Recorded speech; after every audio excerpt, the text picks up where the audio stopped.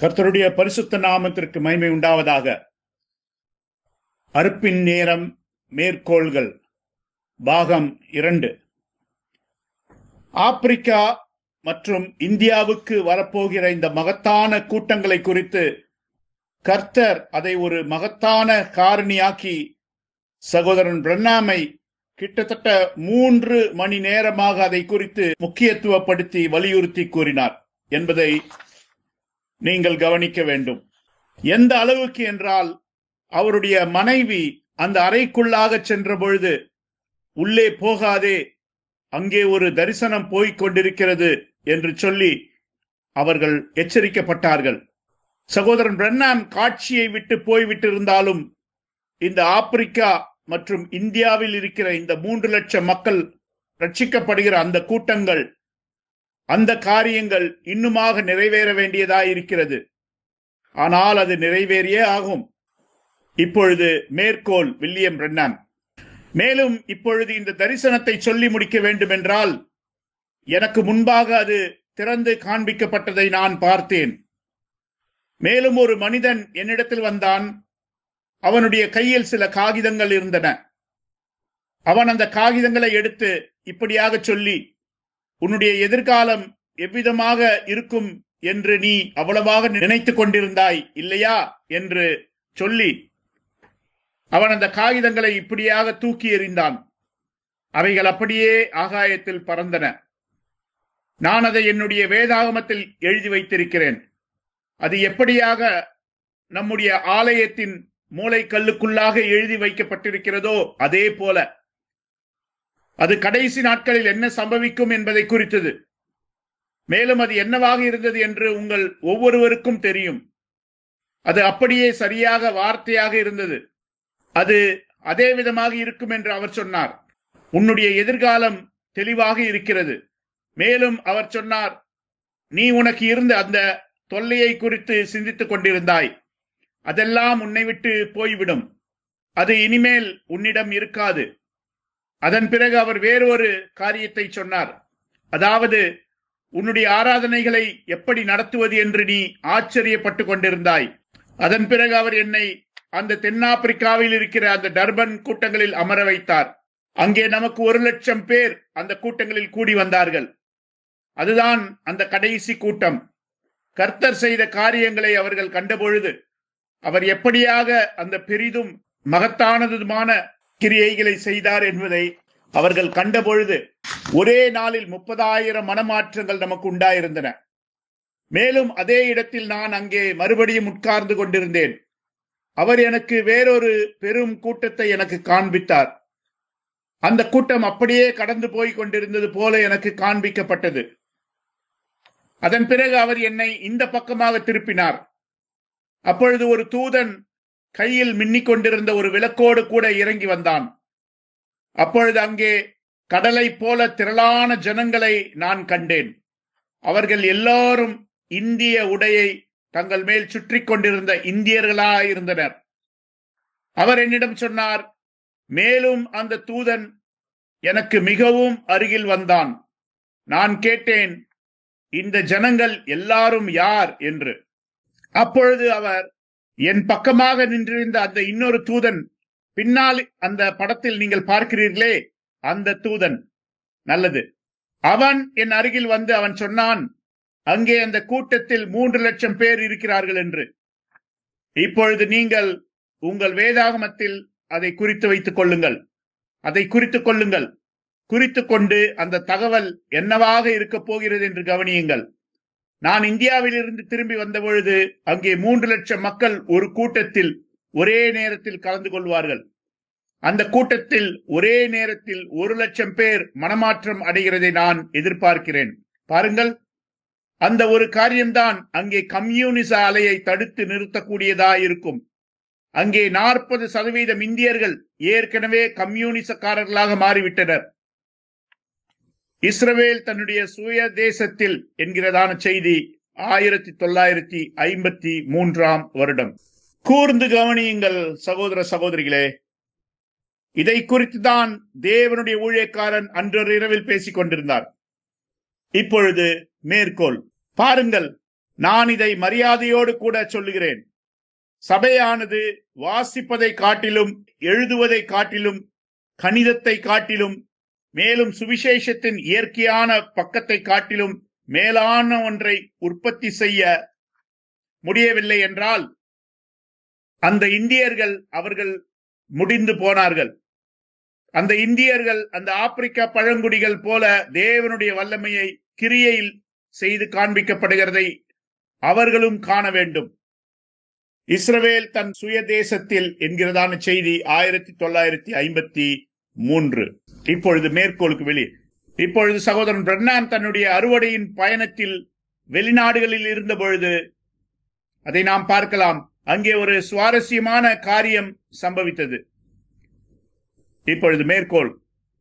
நானே ஒரு மிஷனரி தான். ஆனால் அங்கே மிகவும் பரிதாபமான காரியம் என்னவென்றால், மிஷனரி ஊழிய களத்தில் இருக்கிற ஒரு மிஷனரிக்கு உதவி செய்வதற்காக ஒரு வயதான தாயார் 10 பாத்திரம் தேய்த்து உதவி செய்ய முயற்சிக்கும் வேளையில் நீங்கள் ஊழிய களத்திற்கு சென்று பார்க்கும் பொழுது அங்கே இருக்கிற ஒரு மிஷனரி குளிர்சாதன வசதி கொண்ட விலையுயர்ந்த கெடிலாக் காரில் ஊரை சுற்றி திரிந்து அவன் ஒரு வளாகத்துக்குள்ளேயே பிரசங்கம் செய்து கொண்டிருக்கிறதை பார்க்கும் பொழுது அது என்ன ஒரு பரிதாபமான காரியமாய் இருக்கிறது. நான் இன்றைக்கு எத்தனை டேவிட் லிவிங்ஸ்டனை என்னால் பார்க்க முடியும் என்று ஆச்சரியப்படுகிறேன். வெளிப்படையாக சொல்ல வேண்டுமென்றால், நான் ரொடீஷியாவில் ஒரு சிறிய ஊனமுற்ற தம்பியை பார்த்தேன். மிஷனரி என்று என்னால் அழைக்கப்படக்கூடிய ஒரே ஒருவன் அவனாகத்தான் இருப்பான். புராட்டஸ்டன்ட் மார்க்கத்தில் நான் அறிந்திருக்கிற ஒரு மிகப்பெரிய சபை அது தெற்கு ரொடீஷியாவில் இருக்கிறது.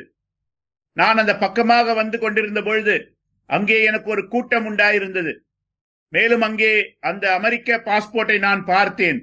அங்கே 3 சிறிய பெண்கள் மற்றும் ஒரு பையன் இருந்தார்கள். மேலும் நான் கேட்டேன், நீங்கள் அமெரிக்க பாஸ்போர்ட் வைத்திருக்கிறதை நான் பார்த்தேனே என்று. அதற்கு அந்த தம்பி என்னை திரும்பி பார்த்து கேட்டார், ஓ, நீங்கள் ஆங்கிலம் பேசுகிறீர்களே என்று. அதற்கு நான் சொன்னேன், நான் ஒரு அமெரிக்கன் என்று. நான் கேட்டேன், நீங்கள் யார் என்று. அதற்கு அவன் சொன்னான், ஓ அதுவா, நாங்கள் எல்லாம் மிஷனரிகள் என்று. நான் சொன்னேன், அப்படியா, பரவாயில்லையே என்று. மேலும் நான் கேட்டேன், நீங்கள் எங்கிருந்து வருகிறீர்கள் என்று. அப்பொழுதுதான் தெரிந்தது அவர்கள் கிட்டத்தட்ட என்னுடைய வீட்டிற்கு பின்னால் இருந்துதான் வருகிறார்கள் என்று. அங்கே பெரிய வேதாகம கல்லூரி இருக்கிறது. மேலும் நான் சொன்னேன், அது நல்லது. நான் சொன்னேன், நான் இந்தியானாவில் உள்ள ஜெஃபர்சன்வில்லில் இருந்து வருகிறேன் என்று. அதற்கு அவன், ஓ நீங்களா என்று கேட்டான். நான் கேட்டேன், இங்கே எவ்வளவு காலமாக நீங்கள் இருக்கிறீர்கள் என்று. அதற்கு அவன் சொன்னான், 2 வருடமாகிறது என்று.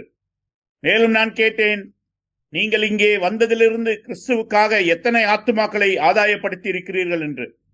அவன் தன் தலையை தொங்க போட்டு விட்டான். மேலும் நான் கேட்டேன், சகோதரிகளே, நீங்கள் இங்கு வந்த நாளிலிருந்து எத்தனை ஆத்துமாக்களை கிறிஸ்துவுக்காக ஆதாயப்படுத்தினீர்கள் என்று. ஆனால் நான் அதை கேட்பதற்கு முன்பாக அந்த தம்பி கேட்டான், உங்களுடைய பெயர் என்ன என்று. நான் பிரண்ணாம் என்று சொன்னேன். அவன் சொன்னான், ஆப்பிரிக்காவை, அங்கே தென்னாப்பிரிக்காவை அந்த அளவுக்கு குலுங்கச் செய்தது நீங்கள் தானா என்று. அதற்கு நான் சொன்னேன், அங்கே எந்த அளவுக்கு குலுங்கினது என்று எனக்கு தெரியாது என்று. அவன் சொன்னான், ஆனால் நல்லது, நீங்கள் ஒரு பரிசுத்த உருளையர் என்று நாங்கள் கேள்விப்பட்டோம் என்று. நான் சொன்னேன், நேற்றைக்கு முந்தைய நாள் 30,000 பச்சையான அஞ்ஞானிகள் கிறிஸ்துவிடம் வந்தனர். மேலும் நான் சொன்னேன், அந்த ஆப்பிரிக்க மண்ணில் நம்முடைய மிஷனரிகள் 150 வருடத்தில் செய்ததை காட்டிலும் அது மிகவும் அதிகமானது என்று. மேலும் நானும் அங்கே மிஷனரிகள் மற்றும் உள்ளூர் வாசிகள் கிறிஸ்தவன் என்கிற அடையாள சின்னங்களை தங்கள் கழுத்துகளில் மாட்டிக்கொண்டும் சுரூபங்களை தங்கள் கைகளில் ஏந்தி கொண்டும் வந்ததை நான் பார்த்தேன். நான் அந்த சிறிய பையன் மற்றும் பெண்களிடம் சொன்னேன், நீங்கள் உங்கள் ஊரிலேயே இருந்து உங்கள் தாய்க்கு சமையல் அறையில் பாத்திரம் தேய்த்து கொடுத்து அவர்கள் குழந்தைகளை பார்த்து கொண்டிருக்க வேண்டியதா இருந்தது என்று. அதுதான் மிகவும் சரி. ஆனால் நீங்கள் இங்கே இந்த இடத்திற்கு வந்து வளாகத்திற்குள் சென்று இந்த உள்ளூர் வாசிகளுக்கு சில வார்த்தைகளை சொல்லி அவர்கள் நடன நிகழ்ச்சிகளுக்கு போகும் பொழுது நீங்கள் வீதியில் நின்று சில கைப்பிரதிகளை அவர்களுக்கு விநியோகிப்பதால் என்ன பிரயோஜனம்? அந்த பரிதாபமான ஒன்றுமறியாத இந்த உள்ளூர் வாசிகளுக்கு தங்களுடைய வலதுகை எது இடதுகை எது என்றே தெரியாத போது நீங்கள் விநியோகிக்கிற இந்த கைப்பிரதையை குறித்து என்ன தெரியும் என்று கேட்டேன். நான் மிகவும் பரிதாபமான விதத்திலே தேவனை தோல்வியடைய செய்து விட்டோம். ஏனென்றால் இயேசு சொன்னார், நீங்கள் உலகமெங்கும் போய் சுவிசேஷத்தை பிரசங்கியுங்கள் என்று. அவர் ஒருபோதும் நீங்கள் உலகமெங்கும் போய் சபைகளை கட்டுங்கள், நீங்கள் உலகமெங்கும் போய் பள்ளிக்கூடங்களை கட்டுங்கள், நீங்கள் உலகமெங்கும் போய் வேதாகம கல்லூரிகளை நிறுவுங்கள் என்று சொன்னதில்லை. அவர்கள் சொன்னதெல்லாம் சுவிசேஷத்தை பிரசங்கியுங்கள், அப்பொழுது விசுவாசிக்கிறவர்களால் நடக்கும் அடையாளங்களாவன என்றார். ஆனால் நாம் அதில் தோல்வி அடைந்து விட்டோம். இதயத்திற்கு வாசல் என்கிற செய்தி 1958. இப்பொழுது மீண்டும் ஒரு மேற்கோள். அந்த ஜீவ வார்த்தையை ரூபகாரத்திற்கு கொண்டு வருவதற்கு, வார்த்தை மாம்சமாவதற்கு கிறிஸ்துவின் நித்திய ஜீவன் தேவைப்படுகிறது. என்ன அது அருமை! தேவனுடைய வார்த்தையை செயல்பட வைப்பதற்கு அதற்கு பரிசுத்த ஆவி தேவைப்படுகிறது. நீங்கள் உலகமெங்கும் போய் சர்வ சிருஷ்டிக்கும் சுவிசேஷத்தை பிரசங்கியுங்கள் என்று இயேசு சொன்ன பொழுது, இப்பொழுது கவனியுங்கள், மார்க் 16 அவருடைய கடைசி கட்டளை உலகமெங்கும். ஆனால் இது இன்னுமாக அங்கே கடந்து செல்லவில்லை. பாருங்கள், நீங்கள் உலகமெங்கும் போய் சர்வ சிருஷ்டிக்கும் சுவிசேஷத்தை பிரசங்கியுங்கள். விசுவாசமுள்ளவனாகி முழு உலகத்திலும் ஞானஸ்நானம் பெற்றவன் ரட்சிக்கப்படுவான். விசுவாசியாதவனோ ஆக்கினைக்குள்ளாக தீர்க்கப்படுவான். மேலும் விசுவாசிக்கிறவர்களால் நடக்கும் அடையாளங்களாவன. அவர்கள் மற்றவர்களுடன் கை குலுக்குவார்கள். அப்படியா? இல்லை. அவர்கள் நல்ல சபை அங்கத்தினர்களாக இருப்பார்களா? அப்படியா? இல்லை.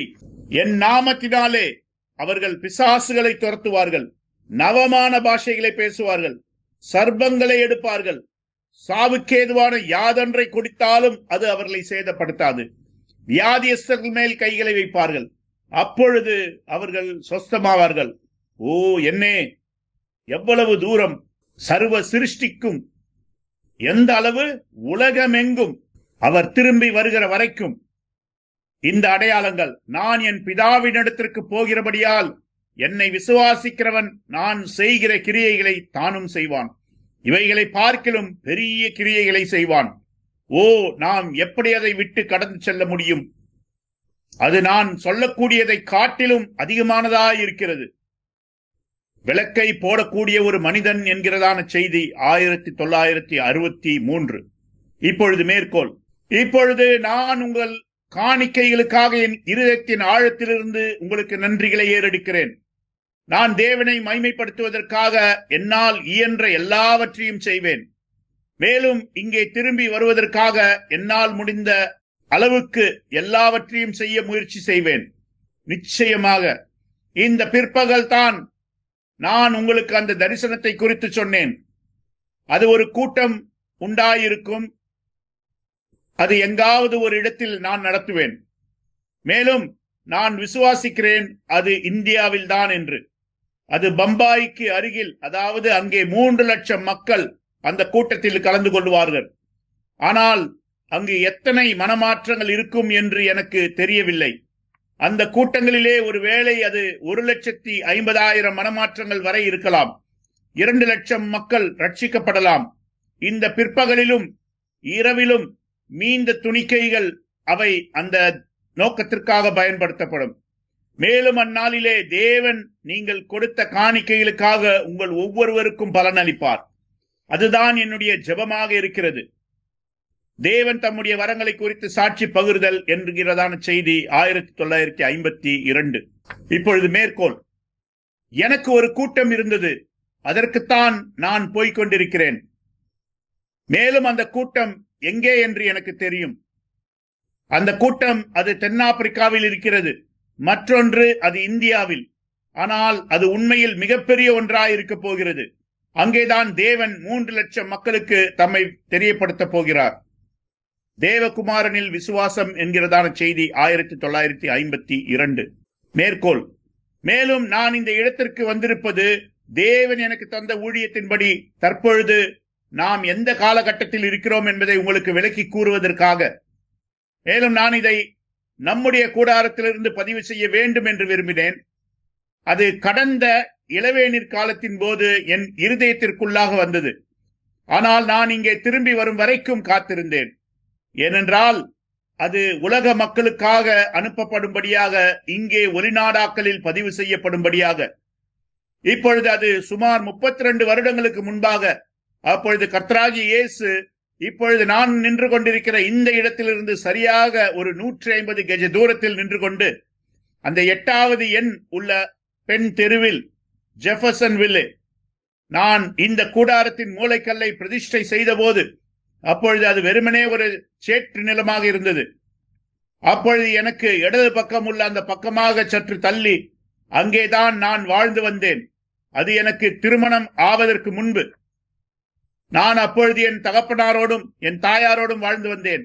இந்த ஆலயத்திற்கான அந்த மூலைக்கல் நாட்ட காலையிலே, அதிகாலையிலே ஒரு 6 மணி அளவில், அப்பொழுது நான் படுக்கையில் அப்படியே சற்று நேரம் வெறுமனே படுத்துக் கொண்டிருந்தேன்.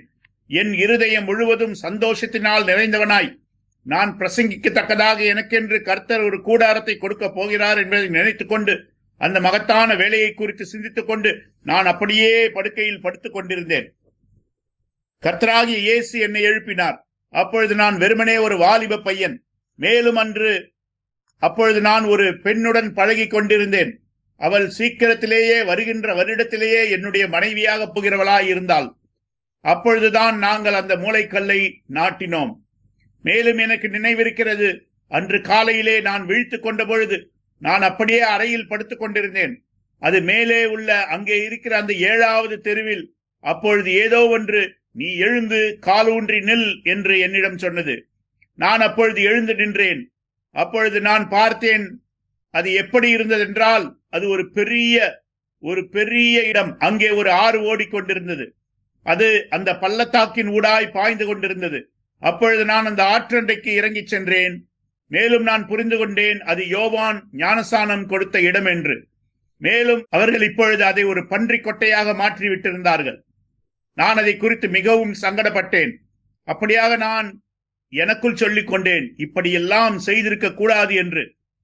மேலும் நான் அங்கே இருந்த பொழுது அங்கே ஒரு சத்தம் தோன்றி என்னிடத்தில் பேசி அது என்னை மேலே கொண்டு சென்றது. அப்பொழுது நான் கவனித்தேன், இந்த கூடாரம் இது இப்பொழுது என்ன நிலையில் இருக்கிறதோ அதே நிலையில் இருக்கிறதை நான் கண்டேன். ஆனால் அங்கே ஏராளமான ஜனங்கள், அவர்கள் அப்படியே அந்த கூடாரத்துக்குள்ளாக திணித்து வைக்கப்பட்டது போல இருந்தது. ஆனால் இப்பொழுது இருக்கிற அதே நிலையில்தான் அது இருந்தது. மேலும் நான் மிகவும் சந்தோஷமாக இருந்தேன். பிரசங்க பீடத்துக்கு பின்னால் நின்று கொண்டு நான் சொல்லிக் கொண்டேன், தேவனே, இப்படிப்பட்ட ஒரு கூடாரத்தை எனக்கு கொடுப்பதற்கு நீர் எவ்வளவு நல்லவராயிருந்தீர் என்று. அப்பொழுது அந்த நேரத்தில் கர்த்தருடைய தூதனானவர் என்னிடத்தில் பேசி, ஆனால் இது உன்னுடைய கூடாரம் அல்ல என்றார். பின்பு நான் கேட்டேன், அப்படி என்றால் கர்த்தாவே, என்னுடைய கூடாரம் எங்கே என்று.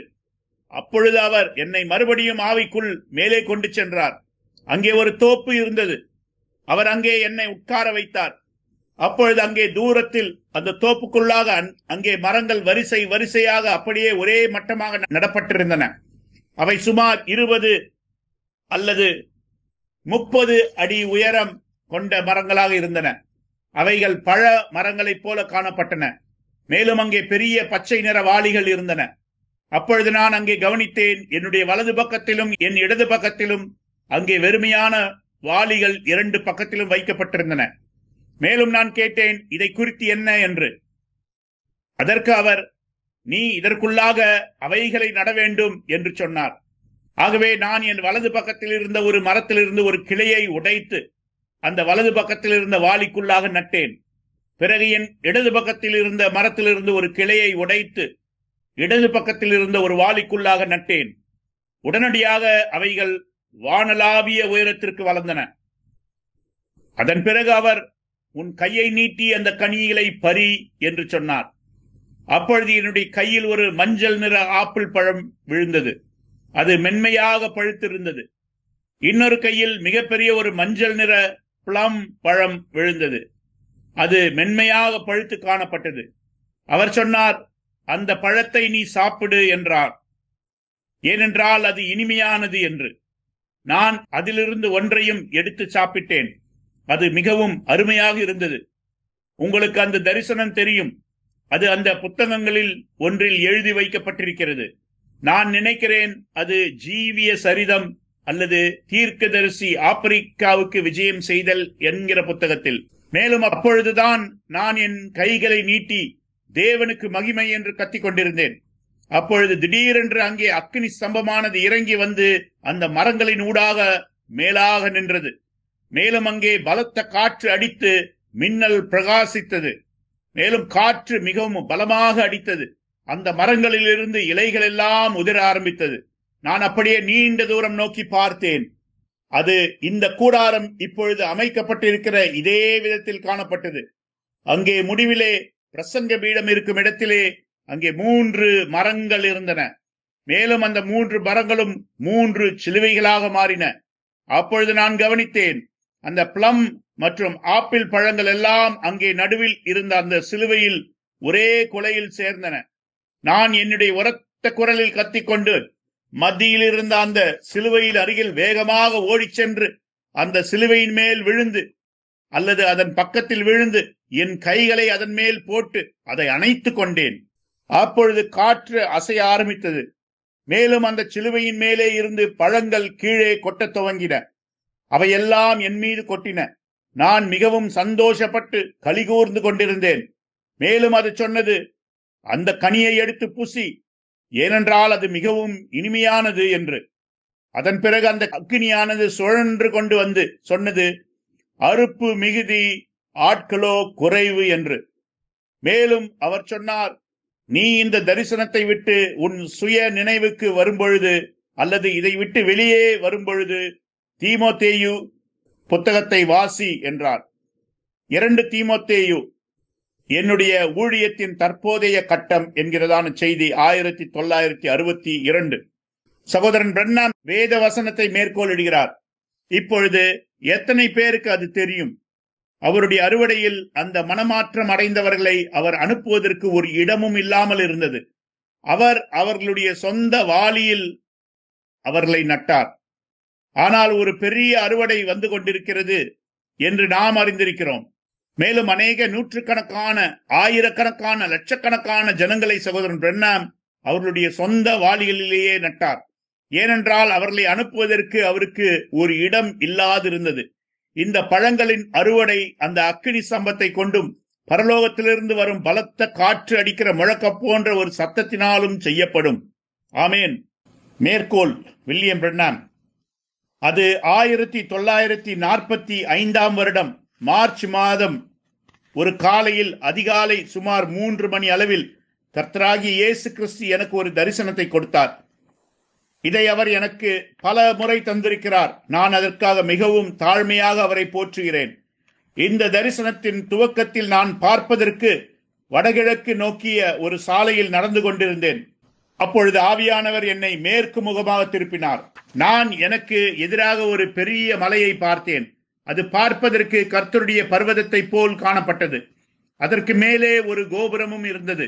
உயர்ந்த கூர்நுனி கொண்ட ஒரு ஆலயம் அதன் உச்சியில் காணப்பட்டது. அதன் பிறகு அந்த மலையை நோக்கி மேற்கு பக்கமாக நடந்து செல்லும்படி நான் கேட்டுக்கொள்ளப்பட்டேன். நான் அந்த மலைக்குள்ளாக ஒரு கதவின் வழியாக உள்ளே பிரவேசித்த போது ஒரு வெள்ளை அங்கி தரித்த பெண்மணி என்னை சந்தித்தாள். அவள் அங்கி ஒரு காலத்தில் பனியை போன்று வெண்மையாக இருந்திருக்க வேண்டும். ஆனால் இப்பொழுதோ அது மிகவும் அழுக்கு படிந்து இருந்தது. அவள் என்னை பார்த்து, நீங்கள் தான் சகோதரன் பில்லி பிரண்ணாமா என்று கேட்டாள். நான் ஆம் நான் தான் என்று பதில் உரைத்தேன். அதன் பிறகு அவள் தன்னை நான் தான் திருமதி மெத்தோடிஸ்ட் என்று சொல்லி அறிமுகப்படுத்திக் கொண்டாள். நான் அவளிடத்தில், உங்கள் அழகான வெள்ளை உடையில் ஏன் இந்த கரைகள் படிந்திருக்கின்றன என்று கேட்டேன். அதற்கு அவள், நான் மிகவும் அலுவலாக இருந்தேன் என்று பதில் உரைத்தார். அதற்கு பிறகு நான் அவளிடத்தில் சொன்னேன், அது சரிதான், மெத்தோடிஸ்டுகளாகிய உங்களுக்கு அநேக ஸ்தாபனங்கள் உண்டு. மேலும் உங்கள் சபைகளிலே அநேக சமூக காரியங்கள் இருக்கின்றன. ஆகையால் கர்த்தருக்கென்று செலவிட உங்களுக்கு அதிக நேரம் கிடையாது என்று. அதற்கு அவள், நீங்கள் எங்களிடத்திற்கு அனுப்பப்படுவீர்கள் என்று எனக்கு சொல்லப்பட்டது என்று சொல்லி, வேண்டுமானால் நான் என் கணவனை எழுப்பட்டுமா என்று கேட்டாள். அதன் பிறகு அவள் மறைந்து போனாள். என் இடது பக்கமாக நான் பார்த்த பொழுது அங்கே சுடப்பட்ட மென்மையான அப்பங்கள் ஒரு குவியலாக இருந்ததை நான் கண்டேன். அங்கே அதற்கு அருகிலே வெள்ளை பறவைகள் நின்று கொண்டிருந்தன. ஆனால் அவைகளால் அதிகமாக அதிலிருந்து சாப்பிட முடியவில்லை. அதன் பிறகு கர்த்தர் என்னிடத்தில், இவர்கள் யார் என்று உனக்கு தெரியுமா என்று கேட்டார். நான் தெரியாது என்று சொன்னேன். அதன் பிறகு அவர் என்னிடத்தில், அதுதான் உன்னுடைய கூடாரம். இனிமேலும் இந்த ஜீவ அப்பத்தை அவர்கள் புசிக்க மாட்டார்கள் என்று சொன்னார். நான் உன்னை இந்த பக்கமாக அனுப்புகிறேன் என்று சொன்னார். அதன் பிறகு நான் மேற்கு நோக்கி பயணித்தேன். அதன் பிறகு நான் ஒரு சமவெளிக்கு கொண்டு வரப்பட்டேன். அங்கே ஒரு மேடை போடப்பட்டிருந்தது. பார்ப்பதற்கு அது ஒரு மிகப்பெரிய கூடாரம் அல்லது அரங்கத்திற்குள்ளாக இருந்தது போல் இருந்தது. அங்கே மேடைக்கு முன்னால் திரைச்சீலைகள் தொங்கிக் கொண்டிருந்தன. அப்பொழுது கர்த்தர் அந்த திரைச்சீலையை ஒரு ஓரமாக இழுத்து விடும்படி சொன்னார். நான் அவ்விதமாக அதை ஒரு பக்கமாக இழுத்த பொழுது அங்கே ஜீவ அப்பங்கள் ஒரு மிகப்பெரிய மலை போன்று குவிக்கப்பட்டிருக்கதை கண்டேன். அதன் பிறகு அவர் சொன்னார், இதை எடுத்து போஷி என்று. நான் அப்படி திரும்பி பார்த்த பொழுது அங்கே வெள்ளை அங்கி தரித்த ஜனங்கள் மிகப்பெரிய திரள் கூட்டமாக எல்லா இடங்களிலும் இருந்து அங்கே வந்து பெரிய ஜனக்கூட்டமாக கூடிக்கொண்டிருந்தனர். நான் அந்த பரம தரிசனத்திற்கு கீழ்ப்படியாதவனாய் இருக்கவில்லை என்ற செய்தி, தேவனுடைய கிருபையினாலே அந்த வெள்ளை அங்கி தரித்து அங்கே வந்த மக்கள் அது நாம் தான் என்று நான் விசுவாசிக்கிறேன். நான் அதை எவ்வளவாய் நேசிக்கிறேன். ஓ ஆம் பிரியமான பிள்ளைகளே. இப்பொழுது மேற்கோள். ஏன் இயேசு ஒரு முறை அங்கே நின்று கொண்டு அறுவடையை பார்த்து கொண்டிருந்தார்? அவர்தான் அறுப்புக்கு எஜமான் என்று எத்தனை பேர் விசுவாசிக்கிறீர்கள்? நிச்சயமாக நாம் எல்லாரும் விசுவாசிக்கிறோம். மேலும் அவர் அந்த அறுவடையை நோக்கி பார்த்து அவர் சொன்னார், அறுப்புக்கு எஜமான் தன்னுடைய அறுப்புக்கு வேலையாட்களை அனுப்பும்படி அவரிடத்தில் வேண்டிக் கொள்ளுங்கள் என்று. இப்பொழுது வேறு வார்த்தையில் சொல்ல போனால், நீங்கள் என்னிடத்தில் கேளுங்கள், என்ன செய்யப்பட வேண்டும் என்று எனக்கு தெரியும் என்று. ஆனால் நீங்கள் என்னிடத்தில் அதை செய்யும்படி கேட்க வேண்டும் என்றார். நீங்கள் கேட்காததினால் நீங்கள் பெற்றுக்கொள்ளாமல் இருக்கிறீர்கள் என்று சொன்னார். அது சரியா? நீங்கள் விசுவாசிக்காத காரணத்தினால் நீங்கள் கேட்காமல் இருக்கிறீர்கள் என்று சொன்னார். விசுவாசம் செயல்பாட்டில் என்கிறதான செய்தி 1955. சரியாக இங்கே விசுவாசம் செயல்பாட்டில் என்கிற அந்த செய்தியில் சகோதரன் பிரண்ணாம், நாம் கர்த்தரை நோக்கி, கர்த்தாவே உம்முடைய அறுப்புக்கு வேலையாட்களை அனுப்பும் என்று சொல்லி அவரை நோக்கி கதறி கூப்பிட்டு வேண்டுதல் செய்ய வேண்டும் என்று சொல்லுகிறார். ஓ, அன்று இரவிலே நீங்கள் அதை குறித்து கேட்கவில்லையா? அவர் லூக்கா 14:16 வேத வசனத்தை மேற்கோள் காட்டுகிறார். அங்கே விருந்துக்கு வரும்படியாக 3 அழைப்புகள் விடப்பட்டன. விருந்து. பொழுது மேற்கோள். அவர் 3 முறை கட்டளையிட்டார். 3 முறை ஆட்களை வெளியே அனுப்பினார். அவர்கள் அந்த வேலைக்காரருக்கு செவி கொடுக்கவில்லை. அதன் பிறகு அவர் மறுபடியும் அனுப்பினார். மேலும் அவர் சொன்னார், நீங்கள் போய் அந்த ஜனங்களிடம், விருந்தானது ஆயத்தப்படுத்தப்பட்டது, மேஜைகள் போஜன பந்திகள் ஆயத்தமாக்கப்பட்டன, நீங்கள் போய் ஜனங்களை வருந்தி அழைத்துக் கொண்டு வாருங்கள், இன்னுமாக இங்கு இடம் இருக்கிறது. மேலும் நான் விசுவாசிக்கிறேன், அதாவது இன்னும் சில மாதங்களுக்குள்ளாக அல்லது வருடம் அல்லது வேற எதுவாக இருக்கட்டும், தேவன் தேசம் முழுவதும் இன்னும் ஒரு அசைவை அனுப்ப போகிறார். ஏனென்றால் அங்கே இன்னும் சிலர் வெளியே இருக்கின்றனர். அது ஒரு முன்குறிக்கப்பட்ட வித்தாய் இருக்கிறது. ஆகவே அந்த வெளிச்சமானது எங்கோ உலகத்தில் இருக்கிற சில இடங்களில் விழ வேண்டும். தேசம் அது ஏற்கனவே முடிந்து போனது. உன் ஜீவியம் பத்திரமானதாக இருக்கிறதா என்கிறதான செய்தி 1963. இப்பொழுது மேற்கோள். நான் விசுவாசிக்கிறேன், ஜீவனுள்ள தேவனுடைய சபையானது அப்படியே அசைந்து ஒரு வட்டத்துக்குள்ளாக சென்று கொண்டிருக்கிறது. அது இந்த முழு உலகத்தையுமே அசைக்கப் போகிறது. ஓ, அது வெகு சீக்கிரத்தில் நிறைவேறப் போகிறது. அது இந்த கூட்டத்திலேயே நிறைவேற வேண்டும் என்று நான் எதிர்பார்க்கிறேன். அது இப்பொழுதே நடக்க வேண்டும் என்று நான் விரும்புகிறேன். அதாவது அந்த அபிஷேகம் அந்த ஜீவனுள்ள தேவனுடைய சபையை தாக்கும். அப்பொழுது அவள் ஒரு அணி வகுத்து செல்லும் பலத்த சேனையைப் போல காலூன்றி எழும்பி நிற்பாள். அப்பொழுது ஒரே வார்த்தையினாலே வியாதியஸ்தர்கள் சொஸ்தமாவார்கள், குருடர்கள் காண்பார்கள், செவிடர்கள் கேட்பார்கள், மரித்தவர் உயிரோடு எழுந்திருக்க பெறுவார்கள். மேலும் தேவனுடைய வல்லமையானது ஜீவனுள்ள தேவனுடைய சபையை கொண்டு இந்த முழு உலகத்தையும் அசைக்கும். தேவனுடைய வல்லமை ஜீவனுள்ள தேவனுடைய சபையை கொண்டு இந்த உலகத்தை அசைக்கும். நாம் அதன் செயல்பாட்டில் இப்பொழுது இருக்கிறோம். அது சீக்கிரத்தில் நிறைவேறப் போகிறது என்று நான் விசுவாசிக்கிறேன். மேலும் அப்படியே நினைவு கூறுங்கள், நான் பகுத்தறிதல் மூலமாக ஜனங்களுடைய கையை பிடித்து அவர்கள் இருதயத்தின் ரகசியங்களை பகுத்தறிந்த போது எப்படி அந்த காரியங்கள் ஒவ்வொரு முறையும் சொல்லப்பட்ட விதமாகவே நிறைவேறினதோ அதே வண்ணமாகவே இந்த காரியமும் அது எப்படி இருக்கும் என்று சொல்லப்பட்டதோ அதே விதமாக சரியாக நிறைவேறியது. மேலும் அது சரியாக வேத வசனத்திற்கு ஏற்ற விதமாக பொருந்துகிறதா இருக்கிறது. இந்த மலையை பார்த்து பேசு என்கிறதான செய்தி 1959. இப்பொழுது சற்று நேரத்திற்கு முன்பாக நான் வாசித்த அந்த காரியம் அது ஒரு கைப்பிரதியை காட்டிலும் மேலானது. அது ஒரு உரைக்கப்பட்ட வார்த்தையின் புத்தகத்தை காட்டிலும் மேலானது. அது ஒரு ஒலிநாடாவை காட்டிலும் மேலானது. இதுதான் உலகத்தை இன்னும் ஒருமுறை அசைக்கக்கூடிய வல்லமையை தனக்குள் பெற்ற ஜீவனுள்ள தேவனுடைய சபையாக இருக்கிறது. அங்கே ஒரு மகத்தான அறுவடை வரவேண்டியதாக இருக்கிறது பிள்ளைகளே. அங்கே இன்னொரு பரிசுத்த ஆவியின் ஊற்றப்படுதல் இருக்க போகிறது. அங்கே இன்னொரு எழுப்புதல் இருக்க போகிறது. ஆமேன். இது என்னுடைய கடைசி மேற்கோளாக இருக்கும். சகோதரன் பிரண்ணாம் தன்னுடைய முதல் ஆப்பிரிக்க பயணத்தை குறித்து சொன்னார். அங்கே 30,000 பேர் கர்த்தரிடத்தில் வந்தார்கள். என்னிடத்தில் தீர்க்கதரிசி பிரண்ணாமுடைய வேறொரு மேற்கோள் இருக்கிறது. அங்கே அதே ஆப்பிரிக்காவில் அடுத்த கூட்டத்தின் போது முன்பு இருந்ததை காட்டிலும் 2 மடங்கு மனமாற்றங்கள் இருக்கும் என்று அவர் விசுவாசித்தார். நான் அதை காண வாஞ்சிக்கிறேன். ஓ ஆம், சகோதரன் பிரண்ணாம் கடந்து சென்று கிட்டத்தட்ட 40 வருடங்கள் ஆகிறது. மேலும் எந்த ஒரு கைப்பிரதியோ, எந்த ஒரு உரைக்கப்பட்ட வார்த்தையின் புத்தகமோ அல்லது எந்த ஒரு ஒலிநாடாவோ அந்த ஆயிரக்கணக்கான ஆத்துமாக்கள் கர்த்தருக்காக ஆயத்தப்படுத்தப்படுவதை செய்யவில்லை. அதே போல இந்தியாவில் 3 லட்சம் மக்கள் கூடுகிற அந்த கூட்டமும் நடைபெறவில்லை.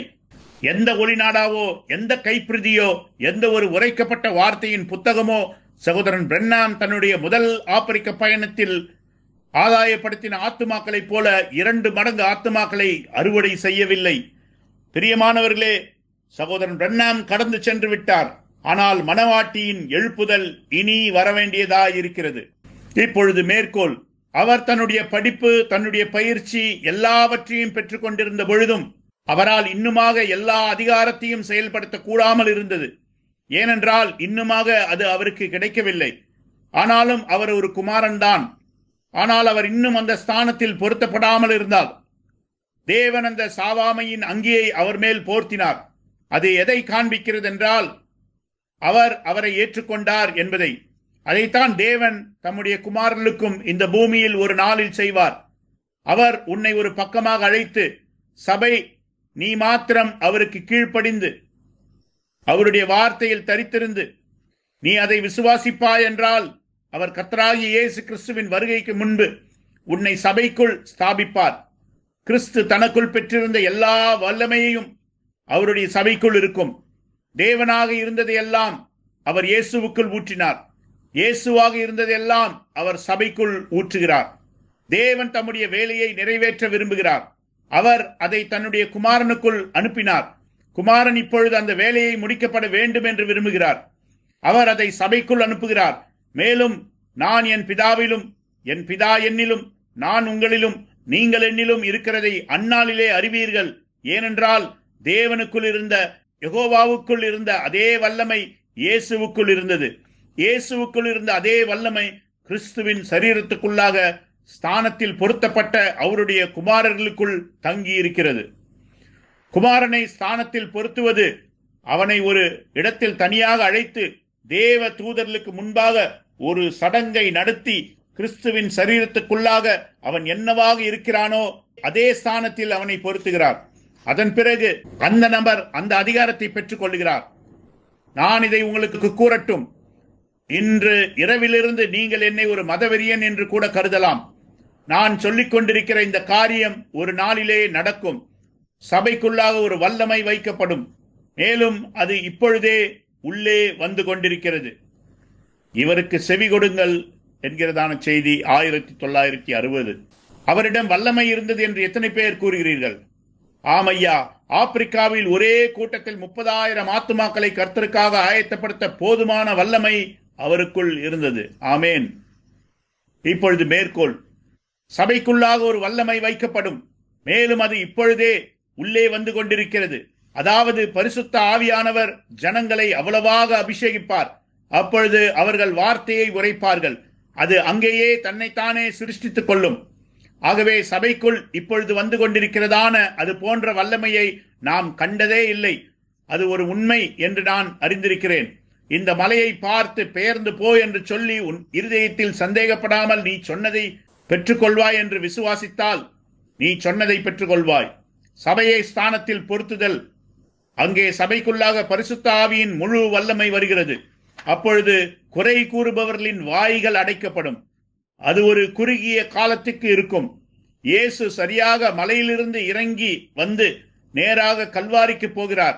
கவனியுங்கள், அது நீண்ட காலம் நீடிக்காது, ஆனால் அது அங்கே இருக்கும். இவருக்கு செவி கொடுங்கள். 1960 வருடம். ஓ என்னே சகோதர சகோதரிகளே, அது மிகவும் அற்புதமான ஒன்றாக இருக்கிறது. என்னால் முடிந்த அளவுக்கு நான் இந்த மேற்கோள்களை உங்களுக்கு காண்பித்தேன். அந்த அளவுக்கு நீங்கள் அதை களி கூர்ந்திருப்பீர்கள் என்று நான் நம்புகிறேன். நான் மிகவும் ஒரு மகத்தான வேலையில் இருக்கிறோம். உலகம் முழுவதும் இருக்கிற ஜனங்கள் ஆத்துமாக்களை பாருங்கள்.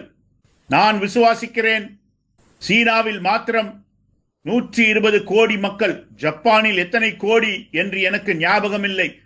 சகோதரன் பிரண்ணாம் சொன்னார், ஜப்பானில் மிகப்பெரிய கூட்டங்கள் நமக்கு உண்டாயிருக்க போகிறது என்று. மெக்சிகோவில் அந்த கூடாரத்தில் அவர் பார்த்த அந்த காரியத்தை குறித்து என்ன? இப்படி இருக்கும் பொழுது எல்லாம் முடிந்துவிட்டது என்று நாம் வெறுமனே எடுத்துக் கொள்ளப்படுதலுக்காக தான் காத்து கொண்டிருக்கிறோம் என்று எப்படி நம்மால் சொல்ல முடியும்? ஓ பிரியமான பிள்ளைகளே, அந்த கடைசி ஆத்துமா உள்ளே வந்து விட்டதா? பிரியமானவனே, அது சுயநலம். உலக அறுவடை அறுக்கப்படுவதை நான் காண விரும்புகிறேன். மல்கியா 4:5 தேவன் அனுப்பினது எவ்வளவு உண்மையோ அந்த வேத வசனமும் உண்மையாயிருக்கிறது. அதுபோல இந்த உலகத்தின் முடிவும் அறுவடையின் நேரமாக இருக்கும். உலக வரலாற்றிலேயே மிகவும் மகத்தான ஒரு வேளையிலே நாம் வாழ்ந்து கொண்டிருக்கிறோம். சபைக்கு ஒரு வல்லமையானது வரப்போகிறது. அப்பொழுது பூமியின் அறுவடை அறுக்கப்படும். உங்களை உற்சாகப்படுத்தும்படியாக ஏதோ சில காரியங்கள் சொல்லப்பட்டது என்று நான் நம்புகிறேன். கர்த்தர் உங்களை ஆசீர்வதிப்பாராக. ஆமேன்.